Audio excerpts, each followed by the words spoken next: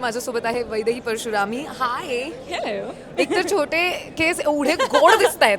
Thank you so much. अच्छा, पटापट 5 नावाचा सेगमेंट आहे. तुझ्यातली एक स्किल जी खूप अनयुज्युअल आहे असं तुला वाटतं? एक वेगळंच काहीतरी, एक उगाच टॅलेंट असतं ना आपल्यात कधी कधी. टॅलेंट आहे का नाही मला माहिती नाही, पण क्वालिटी मला असं वाटतं की एम्पथी एक्सेसिव्ह आहे, जी मला आय फील प्राऊड ऑफ. या absolute, you should be proud of that. Okay, एक पदार्थ जो तू खूप छान करतेस असं तुला वाटतं? That would be a tough one, पण मला असं वाटतं बेसनाचे लाडू. अगं, असं बेसिक काही नाहीच आहे आपलं. बेसनाचे लाडू एक चित्रपट जो तुझा कम्फर्ट वॉच आहे. इट्स ॲक्च्युली डिफिकल्ट टू पिक, कारण काही सिनेमे असे आहेत की आपण पुन्हा पुन्हा त्यांच्याकडे वळतो, पण मी आता माझ्याच सिनेमाचं नाव म्हणजे घेणार 1 2 3 4 वेळा जसं आपण आहे. एखाद्या चित्रपटाकडे मला हे वळतो. आवडतंय, मला हे आवडतंय.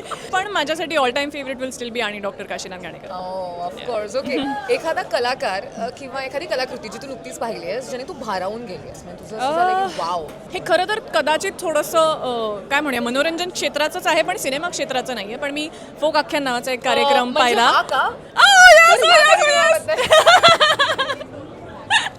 हा, please Precisely. सांग. पण Yes, I'm very happy. मी जी अपेक्षा घेऊन गेले होते त्याहीपेक्षा खूप जास्ती भारावून गेले, हा खरं I योग्य know. शब्द आहे. सो मला असं वाटतं की फोक आख्यान ज्यांनी पाहिलं नसेल त्यांनी नक्की पाहावं. Absolutely. Thank you so much Vaidehi. Thank you.